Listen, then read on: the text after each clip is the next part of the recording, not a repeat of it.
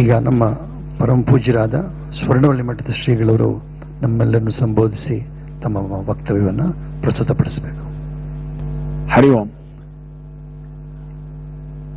ಈ ಭಾರತೀಯ ಸಂತ ಮಹಾಪರಿಷತ್ತಿನ ಲೋಕಾರ್ಪಣೆಯ ಐತಿಹಾಸಿಕ ಸಮಾರಂಭ ಬಹಳ ಅದ್ಭುತವಾಗಿ ನಡೀತಾ ಇದೆ. ಇದರ ಸಂಯೋಜಕರಿಗೆ, ಇದಕ್ಕೆ ಶ್ರಮಿಸಿದ ಕಾರ್ಯಕರ್ತರಿಗೆ ಎಷ್ಟು ಅಭಿನಂದನೆ ಹೇಳಿದ್ರೆ ಕೂಡ ಕಡಿಮೆನೇ ಇದೆ. ಇಲ್ಲಿ ಸಾವಿರಗಟ್ಟಲೆ ಸಂತರು ಸೇರಿದ್ದಾರೆ. ಅದರಿಂದ ಇನ್ನು ಮೇಲೆ ಭಾರತೀಯ ಮಾತೆ ಕಣ್ಣು ಸೂಸುವಂತ ನಿಂತು ಹೋಗ್ತದೆ ಅಂತ ನಮಗೆ ಕಾಣಿಸ್ತದೆ. ಖಂಡಿತಕ್ಕೂ ಸಂತೋಷದ ಕಾಲ ಬರ್ತದೆ. ಭಾರತ ಎಂಬ ಹೆಸರಿಗೆ ಅರ್ಥ ಬೆಳಕಿನಲ್ಲಿ ಆಸಕ್ತರು ಅಂತ. ಬೆಳಕು ಯಾವಾಗಲೂ ಒಂದೇ. ಅದು ಬೆಳಕು ಎಂಬ ಶಬ್ದಕ್ಕೆ ಬೇರೆ ಬೇರೆ ಅರ್ಥ ಇದೆ. ಜ್ಞಾನ ಎಂಬ ಬೆಳಕು ಇಟ್ಕೊಂಡ್ರೆ ಅದು ಕೂಡ ಒಂದೇ. ಉಪನಿಷತ್ ಹೇಳ್ತದೆ, ಪ್ರಜ್ಞಾನೇತ್ರೋ ಲೋಕಃ ಪ್ರಜ್ಞಾ ಪ್ರತಿಷ್ಠಾ ಪ್ರಜ್ಞಾನಂ ಬ್ರಹ್ಮ ಎಂಬುದಾಗಿ. ಆ ಪ್ರಜ್ಞಾ, ಆ ಚೈತನ್ಯ ಅದು ಕೂಡ ಒಂದೇ. ಸೂರ್ಯನನ್ನ ಬೆಳಕಾಗಿ ಇಟ್ಕೊಂಡ್ರೆ ಇಡೀ ಜಗತ್ತಿಗೆ ಸೂರ್ಯ ಒಬ್ಬನೇ. ಹೀಗೆ ಯಾವುದೇ ಬೆಳಕನ್ನು ಇಟ್ಕೊಂಡ್ರು ಕೂಡ ಆ ಬೆಳಕು ಒಂದೇ ಆಗಿರ್ತದೆ.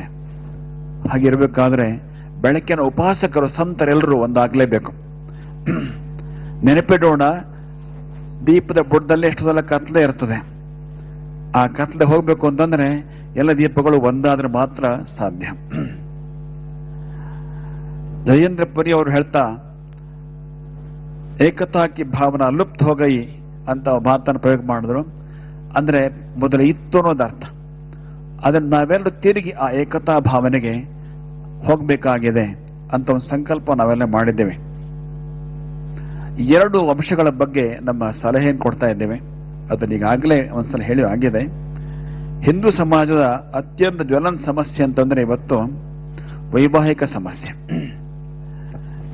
ಕುಟುಂಬ ವ್ಯವಸ್ಥೆ ಹಿಂದೂ ಸಮಾಜ ಕೊಟ್ಟಿರುವ ಅದ್ಭುತವಾದ ಸುಂದರ ವ್ಯವಸ್ಥೆ. ಪ್ರಪಂಚಕ್ಕೆ ಹಿಂದೂ ಸಮಾಜದ ಉತ್ತಮವಾದ ಕೊಡುಗೆ ಅಂದ್ರೆ ಕುಟುಂಬ ವ್ಯವಸ್ಥೆ. ಅದು ಈ ವೈವಾಹಿಕ ವ್ಯವಸ್ಥೆ ಹಾಳಾಗಿದ್ದರಿಂದ ತುಂಬಾ ಶಿಥಿಲಗೊಂಡಿದೆ. ಹಿಂದೂ ಯುವಕ ಯುವತಿಯರು ವಿವಾಹ ನಿಶ್ಚಯವಾಗೋದಕ್ಕೆ ಕಷ್ಟ ಅನ್ನೋ ಸ್ಥಿತಿಯಲ್ಲಿದೆ. ಇದು ಅತ್ಯಂತ ಗಂಭೀರ ಜ್ವಲಂತ ಸಮಸ್ಯೆ. ಇದನ್ನ ಪರಿಹರಿಸುವ ನಿಟ್ಟಿನಲ್ಲಿ ಸಂತ ಪಶತ್ವತಿಯಿಂದ ಏನು ಪಠ್ಯವನ್ನು ಕೊಡ್ತೀರಿ, ಆ ಪಠ್ಯದಲ್ಲಿ ಕುಟುಂಬದ ಮೌಲ್ಯಗಳನ್ನು ಬಿಂಬಿಸ್ತಕ್ಕಂಥ ಪಾಠಗಳು ಅವಶ್ಯವಾಗಿ ಇರಲಿ ಅಂತ ಹೇಳಿ ನಮಗೆ ಸಲಹೆ ಇದೆ. ಜೊತೆಯಲ್ಲಿ ಒಳ್ಳೆಯ ದಂಪತಿಗಳು, ಒಳ್ಳೆಯ ಸಾತಿಯರು ಯಾವ ರೀತಿಯ ಬದುಕ್ತಾ ಇದ್ರು ಅಂತಹ ಆದರ್ಶಗಳನ್ನು ಬಿಂಬಿಸ್ತಕ್ಕಂತಹ ಪಾಠಗಳು ಇರಲಿ ಅಂತ.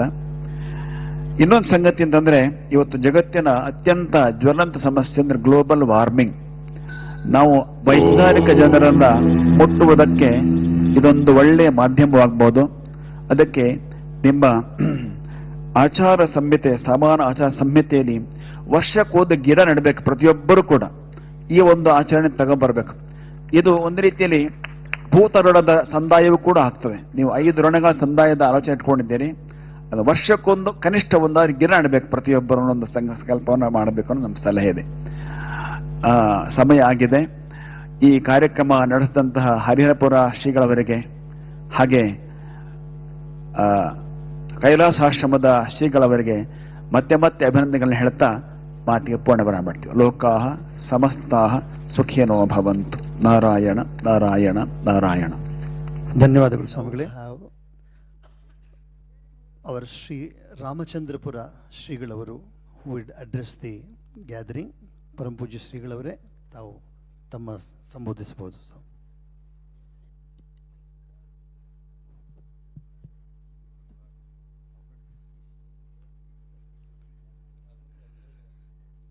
ಹರೇ ರಾಮ. ನಮೋ ಗುರುಭ್ಯಃ ನಮಃ ಪರಮಾತ್ಮನೇ. ಭೂಮಂಡಲವೇ ಒಂದು ಮನೆಯಾದರೆ ಭಾರತ ಆ ಮನೆಯ ದೇವರ ಕೋಣೆ. ಆ ದೇವರ ಕೋಣೆಯಲ್ಲಿ ಹಚ್ಚಿದ ದೀಪಗಳು ದರ್ಶನಗಳು, ಬೇರೆ ಬೇರೆ ದರ್ಶನಗಳು. ಬೆಳಕಿನ ಸ್ವಭಾವ ಏನು ಅಂದರೆ, 2 ಬೆಳಕುಗಳು ಪರಸ್ಪರವಾಗಿ ಸುಲಭವಾಗಿ ಬೆರೀತವೆ ಅಂತ, ಒಂದಾಗ್ತವೆ ಅಂತ. ಈಗ 2 ಬೆಟ್ಟಗಳು ಒಂದಾಗೋದಿಲ್ಲ, ಅಥವಾ ಎರಡು ಕಲ್ಲು ಒಂದಾಗಲಿಕ್ಕೆ ಸಾಧ್ಯ ಇಲ್ಲ, ಕಲ್ಲು ಮಣ್ಣು ಒಂದಾಗೋಕ್ಕೆ ಸಾಧ್ಯ ಇಲ್ಲ. ಆದರೆ ಬೆಳಕು ಹೌದು ಅಂತಂದರೆ ಎರಡು ಬೆಳಕು ಪರಸ್ಪರ ಬೆರೆಯಬಲ್ಲವು ಅಂತ.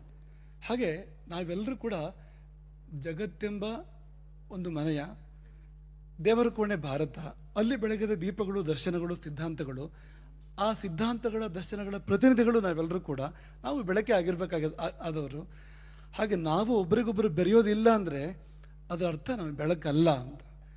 ಬೆಳಕು ಹೌದಾದರೆ ಬೆರೆಯೋಕ್ಕೆ ಸಾಧ್ಯ ಆಗಬೇಕು ಅಂತ. ಹಾಗಾಗಿ ನಾವು ನಮ್ಮತನವನ್ನೇ ಕಳ್ಕೊಂಡಾಗ ಆಗತ್ತೆ, ನಾವು ಬೆರೆದೇ ಇದ್ದರೆ, ಒಂದಾಗದೇ ಇದ್ದರೆ. ಇದು ಒಂದು ವಿಷಯ. ಇನ್ನೊಂದು ವಿಷಯ, ಬೆಳಕಿನ ಸ್ವಭಾವ, ಆ ದೀಪದ ಸ್ವಭಾವ ಬೆಳಕು ಚೆಲ್ಲುವಂಥದ್ದು ಅಂತ, ಜಗತ್ತನ್ನು ಬೆಳಕಾಗಿಸುವಂಥದ್ದು ಅಂತ. ಹಾಗೆ ನಾವುಗಳು ಸಮಾಜಕ್ಕೆ ಬೆಳಕನ್ನು ಚೆಲ್ಲಬೇಕಾಗಿರ್ತಕ್ಕಂಥವ್ರು, ನಡಿಬೇಕಾದ ದಾರಿಯನ್ನು ತೋರಿಸ್ಬೇಕಾಗಿರ್ತಕ್ಕಂಥವ್ರು. ಅದನ್ನು ಮಾಡಲಿಕ್ಕೂ ಕೂಡ ಇವತ್ತು ಒಂದು ಒಳ್ಳೆಯ ಉಪಕ್ರಮವನ್ನು ಮಾಡಲಾಗಿದೆ. 5 ಸರಳವಾಗಿರ್ತಕ್ಕಂಥ ಆಚರಣೆಗಳನ್ನ ನಿತ್ಯ ಜೀವನಕ್ಕೆ ಕೊಟ್ಟು ತನ್ಮೂಲಕವಾಗಿ ಮನುಷ್ಯ ಪೂರ್ಣನಾಗೋದು ಹೇಗೆ ಅನ್ನೋ ಬಗ್ಗೆ ಒಂದು ಮಾರ್ಗದರ್ಶನವನ್ನು ಮಾಡಲಾಗಿದೆ. ನಾವೆಲ್ಲರೂ ಮಾಡಬೇಕಾಗಿರ್ತಕ್ಕಂಥದ್ದು ಅದು ಎಂಬುದನ್ನು ಕೂಡ ಈ ಸಮಯದಲ್ಲಿ ನಾವು ನೆನಪು ಮಾಡಿಕೊಳ್ತೇವೆ. ಅಂತೂ ಒಂದು ಭಾರಿ ಪ್ರಯತ್ನ ಇದು, ಚಿಕ್ಕ ಪ್ರಯತ್ನ ಅಲ್ಲ. ಈ ಪ್ರಪಂಚವನ್ನು ಬೇಕಾದರೂ ಒಂದು ಮಾಡಬಹುದು, ಅದರ ಸಂತರಗಳನ್ನು ಒಂದು ಮಾಡುವಂಥದ್ದು ಅನ್ನೋದು ಪ್ರಪಂಚ ಒಂದು ಮಾಡೋದಕ್ಕಿಂತಲೂ ಕೂಡ ದೊಡ್ಡ ಒಂದು ಪ್ರಯತ್ನವೇ ಹೋದದು. ಹಾಗಾಗಿ ಈ ಪ್ರಯತ್ನವನ್ನು ನಾವು ಮೆಚ್ಚಲೇಬೇಕು. ಇದರ ಹಿಂದೆ ಇರ್ತಕ್ಕಂಥ ವ್ಯಕ್ತಿಗಳು, ಶಕ್ತಿಗಳು, ಅವರ ಪ್ರಯತ್ನವನ್ನು ನಾವು ಖಂಡಿತ ಮೆಚ್ಚಲೇಬೇಕು.